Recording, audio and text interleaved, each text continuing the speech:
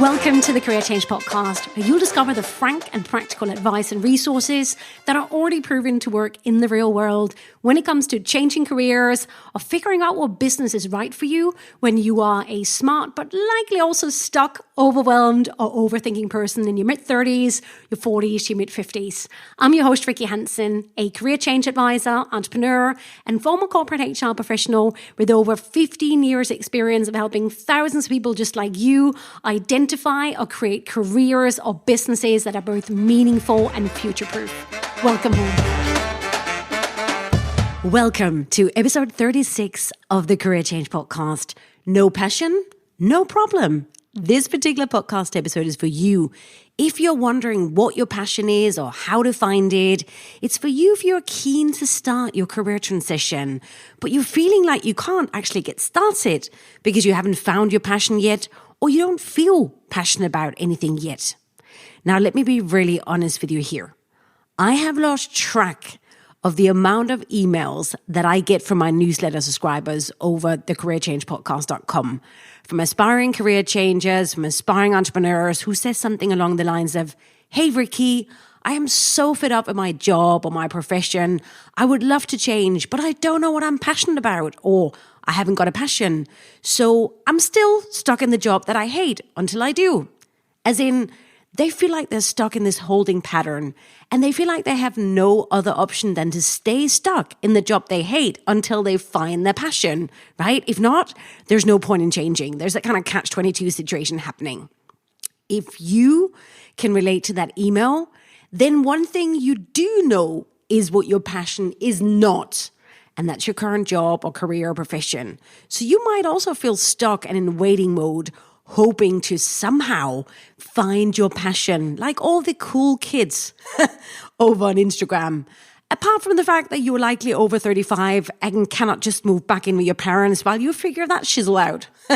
Nor, let's face it, do you have time on your side? TikTok. So I really want to talk about how we can get you cracking anyway so you don't continue wasting valuable time. Now, if that email sounds familiar to you, then please keep listening. This particular episode will help you get out of that dangerous and exhausting holding pattern. Or, let's call a spade here.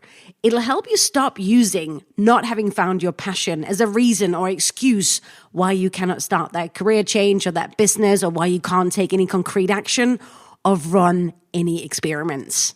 Now, I know there are a lot of my listeners who already have a passion, or maybe even many. If that's you, then this episode is not really for you. What you want to do is listen to episodes like episode 27, Should You Turn Your Passion Into a Business? Or episode 2, which is all about what to do when you have too many ideas or passions. How do you choose, right? So this episode is more for those of you who might be more of the overthinkers or no ideas to us, or people who are just wondering what to do when they don't have a passion, okay? Now, right up front, let me tell you something. Stop making things so hard for yourself. And please, stop beating yourself up for not having a passion. Please don't worry if you haven't found your passion. There are many reasons why, in many cases, just find your passion is actually not the best place to start your transition process as an aspiring career changer or entrepreneur over 35. The Career Change Podcast is all about career change or starting a business after 35. And I see so many otherwise smart people really getting the niggers in a twist about this one. They waste years insisting on or believing that they have to find their passion, and they don't try any other approaches, and then they have nothing to show for it, apart from still being stuck in that job that they hate, feeling no passion. Because let me ask you this. If you can relate to the email I read at the beginning of the podcast episode, how long have you already been trying to find your passion? How long have you already hoped for or believed that you just need to somehow find the passion, or it'll somehow find you? It's probably not just the last couple of months, right? For many of you listening, it might be years that you kind of hope for this. So let me ask you, how much longer do you want to wait with nothing to show for it? Wouldn't you rather get started? What I can tell you is that momentum, not stuckness, is key when it comes to creating work that you actually love. And remember, you don't fall in love by hoping someone is going to come and find you. You got to get out there and date and experiment to figure things out. So my friend, if you're done with raiding around, then this podcast episode is for you. No passion, no problem. In this episode, I'll share a much more pragmatic and more importantly, proven approach than just find your passion that you can actually start with straight away. In other words, no passion, no problem.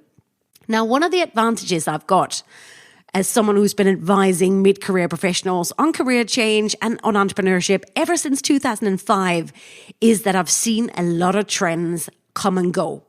And I've also noticed and used the approaches that consistently work no matter what. And I've really noticed what doesn't. And here's what I can tell you for sure. Having or finding your passion is not a requirement for getting started with your career change or with that business, or for starting or choosing a career or business.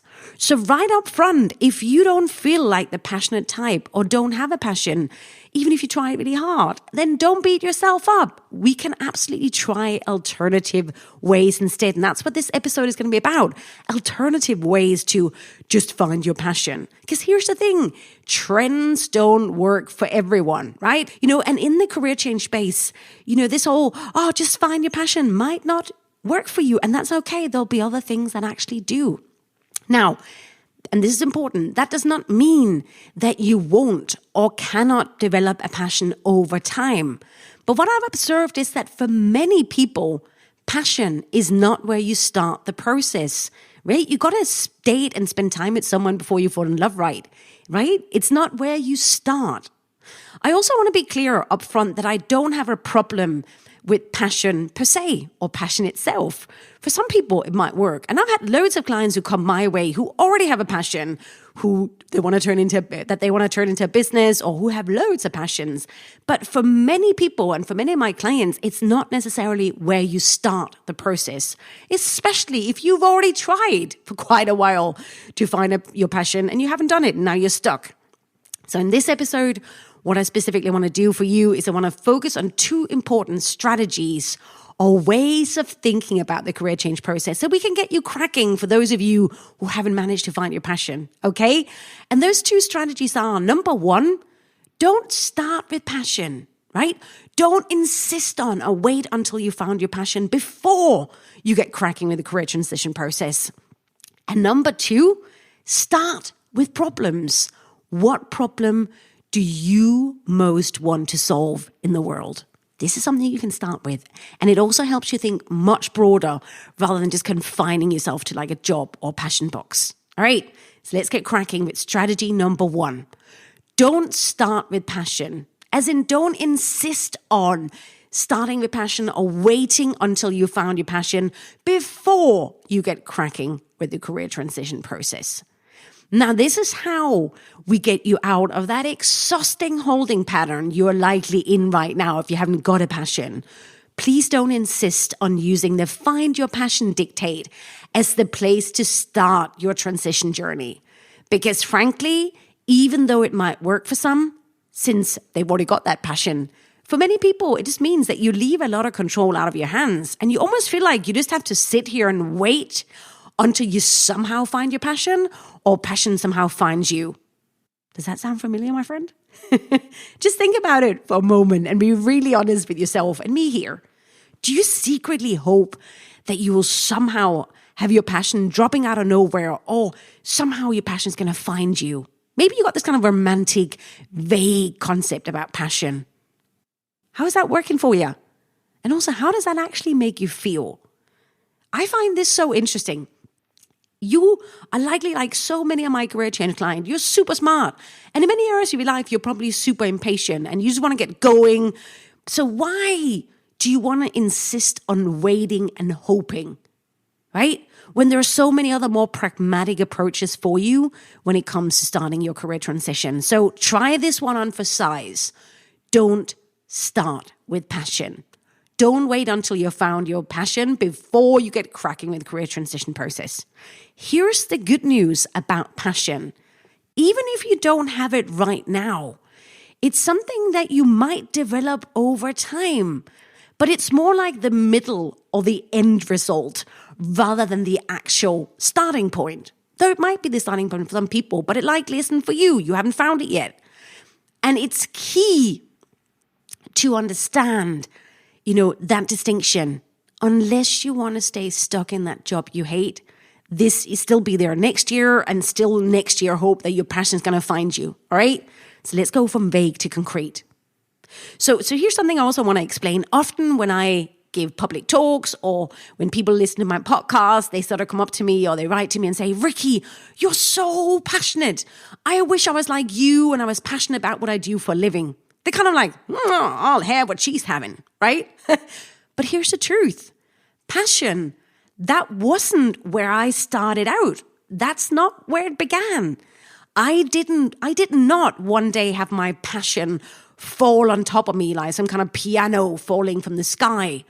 The reason why I'm so passionate about my business and my expertise and what I do for a living is that over the last 17 years, yes, 17, since 2005, over the last 17 years, I've honed some really serious advisory skills so I can get my clients results. And actually, it's not just about me, it's about helping others. And that's one thing, those skills that get results for my clients, help them figure out what they want, help them change careers, start that business. That's not just about me or some vague passion in isolation, right? I had to work at it before the payoff and the passion came. Now, clearly, I was attracted to and curious about the subject. It was aligned with my values. But I didn't just one day have my passion come at me and then it all went from there. It developed over time. And I'm not really sure even if passion is the best word here. I'm a much bigger fan of curiosity and meaning and value. All right? Plus, I also want to say, because I think this is important to talk about, because people don't often talk about this, I already have, and you'll probably notice this with a lot of passionate people, who have a passion, I already have what you call a highly passionate streak or personality. I am very, very passionate, for lack of a better word, in many, many areas of my life. I've always been the uber enthusiastic type in many, many areas of my life. Now, that has its whole other host of problems, especially if, like me, you grew up in Northern Europe, like I grew up in Denmark, but I lived the most of my life in the UK. That's not always a good thing, being so passionate. People are like, what's wrong with you? If you're American, you're probably more used to appreciating and applauding passionate personalities. So a lot of this is actually very cultural too. So let me tell you this, if you've never in any area of your life been the passionate type, then why shoot yourself in the foot by insisting on becoming one before you even start your career change? There are many things that, go into this.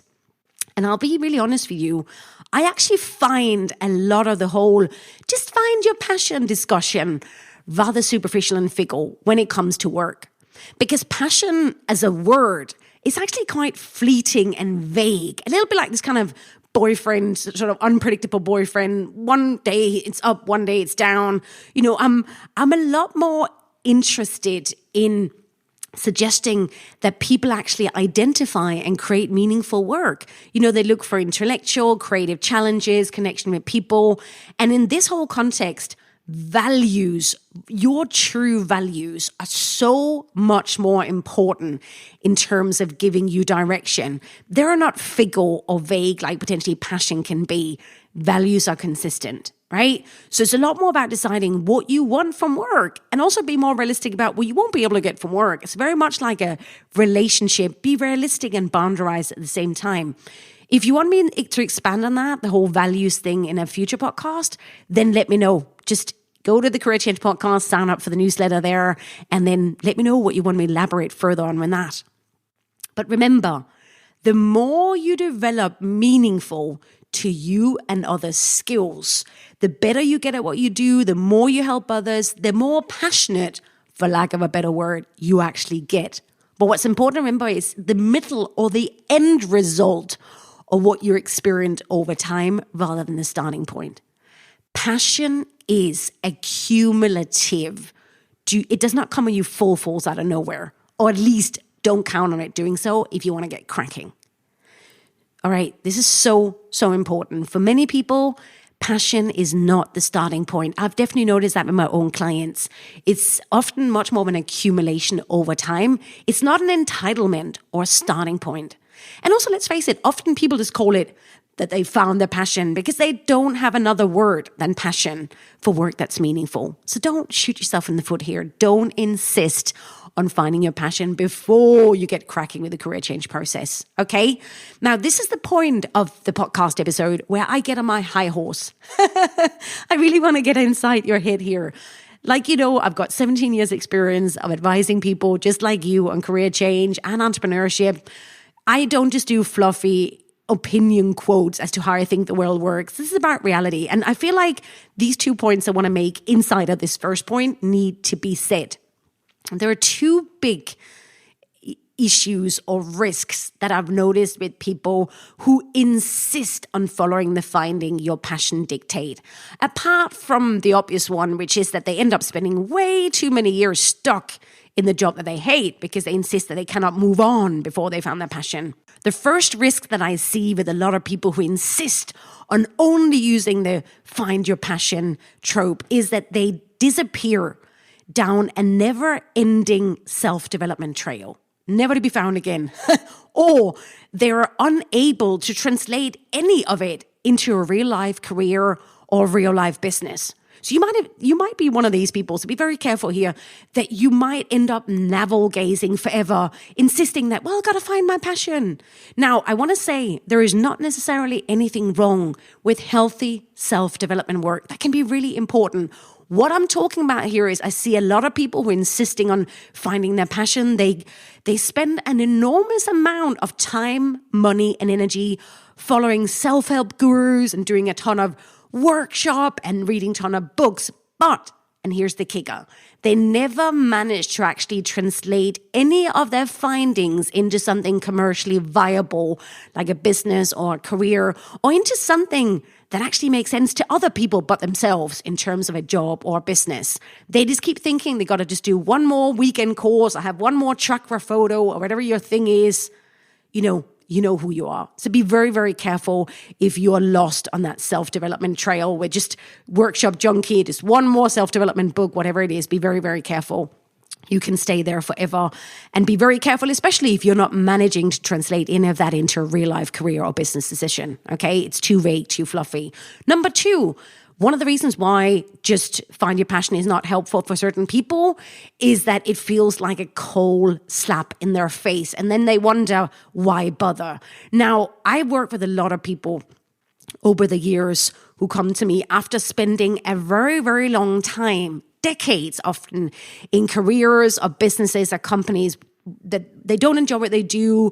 They actually come to resent it. They hate it. They're just going through the motion. So when somebody says to them, but you know what? We can fix that, mate. You just got to find your passion. They're like, that feels like a cold slap in the face. And they're like, well, mate, I wouldn't know passion even if it stared me in the face. I never had it in any area of my life. If that's you, just be honest with yourself. Don't insist on using the find your passion if you are so depleted of passion, you never had it, and you've just been really unhappy, really fed up for a long time. Then probably insisting on finding your passion before you leave that horrific job or profession behind is not going to be helpful for you. Right? And also, but what I find really funny is if that's you, what I often see people happening saying, well, if I cannot find something I'm passionate about, there's no point in changing. Then I'm just going to stay and be really miserable. Not helpful neither. Okay? So if you ended up in any of those two categories, the approach I'm going to share in a minute is going to be a lot more helpful for you. But for now, remember, strategy number 1 might be more helpful for you, as in, don't start with passion. Don't insist on waiting until you found your passion before you get cracking with your career transition.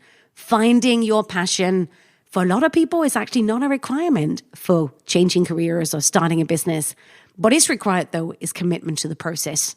So let's talk about a practical approach, a practical strategy you can get started with right away. Let's get to strategy number 2. Start with problems. What problem do you most want to solve? Let me ask you that again. What problem do you most want to solve in the world? Now, since I'm a professional career change advisor who's paid to get people clarity and results, as opposed to just being someone who posts my opinion and make wishful thinking Instagram posts that sound pretty and is what people want to hear. I've always been keen to use and develop practical and realistic approaches for my clients. And an alternative approach to find your passion, if people are finding that doesn't work, to getting them started to think about their career change or their own business is the following question. Tell me, what is the problem you most want to solve in the world? Because when I ask that, that's actually something active that you can start thinking about, can start doing right away, as opposed to passively waiting to somehow find your passion. And this question, I'll elaborate in a minute, is especially great for mid-career professionals who are keen to explore starting their own business, because it's got to be commercially viable and not just about you. But it's also great for mid-career professionals who really need help thinking outside of job boxes or career path boxes. Because it's a massive issue I see with a lot of mid-career professionals. They just don't think big enough or broad enough. They're like, okay, so I don't want to be a lawyer or a finance person. What other professions could I think about? Or what? Or they start looking at job ads. That's way too tiny and way too small. We want to get you started thinking much, much bigger and much more meaningful. And we want to involve the world and others, not just what you want. And here's something you might never have thought about when it comes to career change and when it comes to business. Problems, yours or others, are the route out of the job or career you hate. And they're especially perfect if you're considering starting your own business or you're looking for a way to think bigger than just finding another job. If you want to get started with your career transition, then start looking at problems, yours and others, as being a good thing, because problems are your ticket out of the job you hate. Problems are your ticket out of the profession you've outgrown. Problems are your ticket to entrepreneurship, it's your ticket to career change, to money, and to meaning. I really believe that making a dent in the universe means that you are solving real life problems for real people, whether those real people are employers or customers, clients, whatever you want to call them. But they got to be valuable problems in every sense of the word. They're going to be valuable problems, okay? So I'm talking about you writing a list of identifying problems and subjects and issues you actually are curious about, or that you care about, or that really bother you, right? They make you feel something, whether it's intellectually or creatively, whether it's as a woman, as a man, binary, older person, whatever it is. What do you actually give a flying fart about, or what are you curious about? Okay, really get started there. And here's an important distinction. Unless that's your thing, I am not talking necessarily about big, worthy things like saving children in Africa or curing AIDS or creating world peace, because often what tends to happen there is that people then end up in glorified admin jobs and feel even more frustrated. In many cases, you're much better off starting a successful business or having another career and then spending the money from there to invest in those valuable courses. What I am talking about here are juicy problems that you uniquely are attracted to, problems, subject, issues that you're curious about, that you care about, or that bother you because they're not being solved properly or you really think they ought to be solved. So again, it doesn't have to be on the thing of world hunger, curing AIDS. It can be something much more, and it will likely be something much more closer to you, either a problem you've had that you solved, or something that bothers you, or something you can do better, or something you're just really curious about and might already be doing. Now, often when people are not passionate about anything, I found it really, really helpful to come at the problem question from this angle in terms of what businesses or products or areas or courses or experience, etc., could you do better? What bothers you? What are people not doing well enough, right? So it's not just it doesn't only have to be what you're curious about or want to learn more about or care about. It could also be what experience have you had in your life or on a day-to-day basis or more recently, whatever it is, where you thought, you know what, that is really bad. That's crap, that experience. I can do a much better product. I could do a much better experience. I could do a much better service, or, that industry needs this, that, whatever it is. Just follow your curiosity. Follow, for better or for worse, For some people, it's the curiosity, the draw. For other people, it's what really bothers them, okay? And that's a real different way of thinking about it, because I'm not asking you to start your career change by thinking in terms of other jobs or other professions, which is where many people they start, and that's why they feel supremely limited. So don't start there. I'm asking you to almost think like an entrepreneur, even if you don't want to start your own business. I'm asking you to look for problems to solve, but more importantly, problems you actually want to solve. Now, if you're more the creative type and you're not really finding maybe problems the most helpful methodology, you can also think about what are the experiences you most want to help people have or others have, or what are the transformations you want to facilitate if you're more the advisory coaching type, right? This is so important. What is the problem? What is or the problem you most want to solve in the world for others? Maybe you already solved something for yourself, or what's the experience you want to provide, or the transformation you want to provide or guide people through? I want you to think about that for a moment. What is the problem you most want to solve in the world that potentially only you can solve your way, and therefore it's going to make sense to your clients, to the world, and also commercially? You know, for me, I could see back when I was stuck in a corporate job that so many, and HR jobs, so many of my generation, we went into the corporate world because we thought that that's what you do when you're intellectually driven. That's how you'd find meaningful work. But then it turned out to be one big toxic political mud fight and a lot of paper pushing work, exhausting hours and cultures. And I really wanted to solve the problem that is helping people figure out and design careers and businesses that would actually suit them. That was my own problem first. I solved it. And then since 2005, I've helped other people solve that problem. But back then, my kind of advisory business didn't exist. I had to create it by thinking big enough in terms of problems. How can you do this for yourself? You know, often the clue is finding the subjects that genuinely excite you, or the people you genuinely care about helping. Problems are often related to subjects. One of my clients recently, he'd spent his entire career in recruitment, but he was keen to find a subject he could truly be passionate about. And he'd done the whole personal development trail, you know, follow gurus, books and everything, but he had nothing to show for it that he could actually translate into another career on another business, right? He really had this idea, well, if I cannot find my passion, I'm just going to stay here and do recruitment. When I turned him on to what is the problem you most want to solve, that's when he got him unstuck.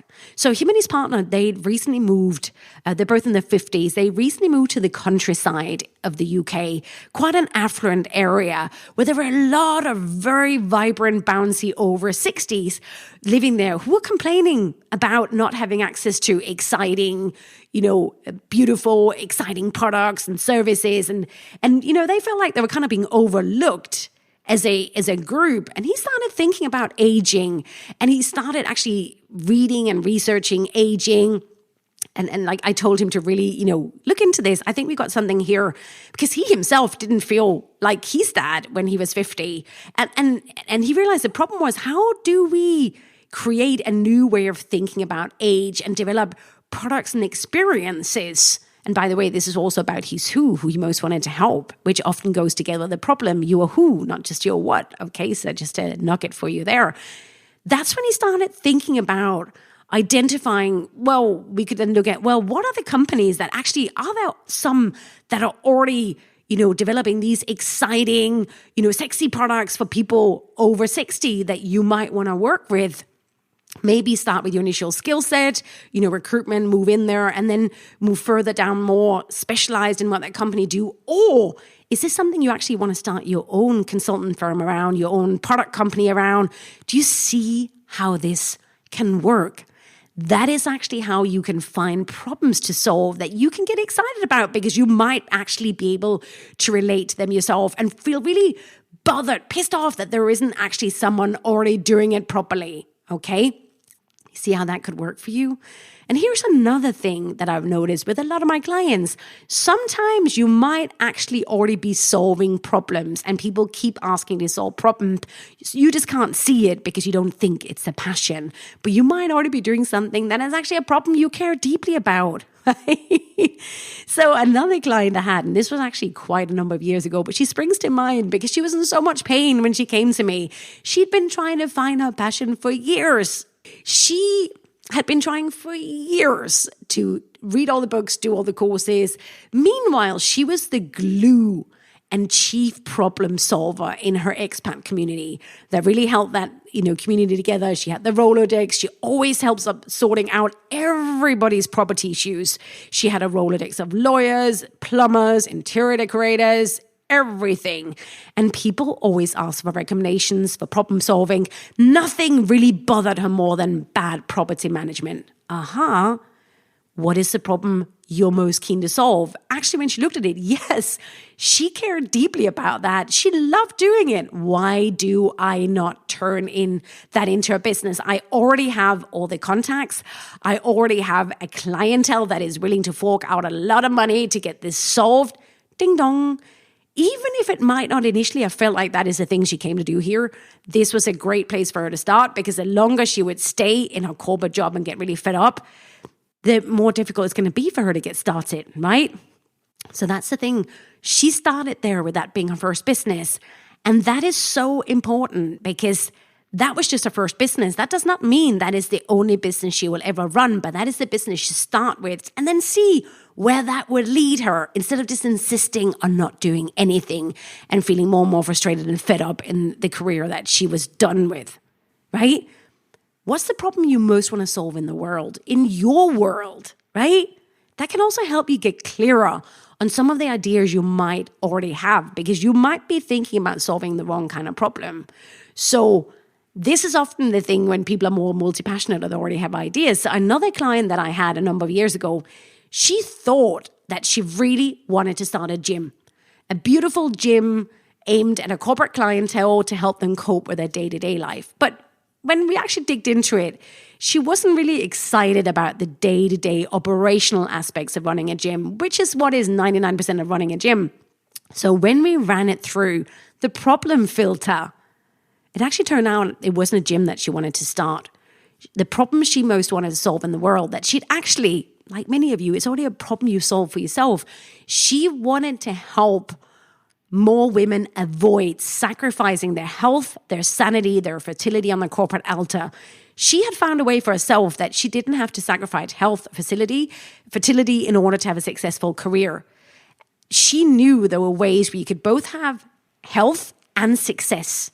And the best way to actually help other women with that was not just to open a gym because they'd probably be too exhausted to go there, but it was rather working with corporates to design advisory programs where she could teach women the mindsets, the way of thinking, and also the specific fitness strategies for getting healthy, getting fit, becoming pregnant, but also still having a career.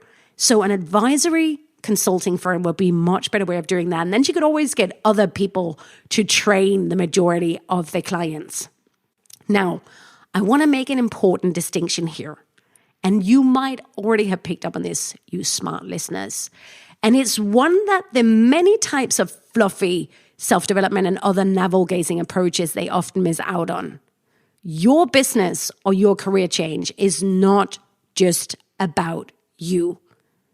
It's both about being commercial and also about having meaning. You need to involve others and solve problems that are valuable for them to have solved, whether they're an employer or whether they're your client. Your career change, your business is not just about you. And that's why when we ask this problem question, that's baked into it from the very beginning. If you want to make it, commercially and you actually want the sense of purpose that comes from helping other people and leave a legacy, then you've got to bake practicality into your transition. And that's exactly what we do when you come on it from this kind of problem-solving approach. So you can get both commerciality, make money, and actually help people and find meaning. I really believe that the key to a successful career change, to entrepreneurship, to purpose, and even to passion is to help other people solve the problems they want to pay to have solved, as well as a bigger purpose around then using that money to invest in much bigger problems to solve, whether that might be world hunger, peace, or anything like that. But right now, I want to bring it down to a level you can relate to, and I want you to think about what is the problem you most want to solve. So brainstorm this, write a list, then do a short list, then cut it down. That's how it really works. Find a real problem to solve, right? You do not make a dent in the universe by going off on some tangent, only thinking about what you want, or what only your passion is. Me. You got to bring it right back. The world is too crazy. The world needs you. If you live at this moment in time, you owe it to the world to solve a real problem. And here's the deal. As long as you make sure it's a problem that people want to pay to have solved, it's commercially viable too. How good is that? Okay, so let's wrap up. Number 1, don't start with passion. Don't insist on starting with having to find your passion before you can get cracking with the career change process. Instead, number 2, start with problems. What problem do you most want to solve in the world? Don't just think in terms of another job, another career, think much bigger. So my friend, here we are at the end of the episode. Over to you. What do you want to do? Spend the next 3 to 30 years insisting on staying stuck in that job you hate because you haven't yet found your passion, especially if you already tried a while? Or do you want to get cracking with the process now and create something truly meaningful and engaging in the process? Then go out there and identify real world problems and get your transition off to a flying start at the same time. Okay? Remember to think big and to enjoy the process. No passion? No problem. Can I hear a sigh of relief? My friend, you do not have to stay in that exhausting holding pattern. There's nothing wrong with you. You can start problem solving right away, okay? Get started. And also remember, what is so important, when I keep telling you again and again in this podcast, you just need to get started with the career change process. You'll be amazed at what starts once you start engaging with the process. That is when all of the meaningful discoveries happen. So get cracking. I will see you over the careerchangepodcast.com. If you've enjoyed this podcast episode, if you enjoy the Career Change podcast, I do have a request for you.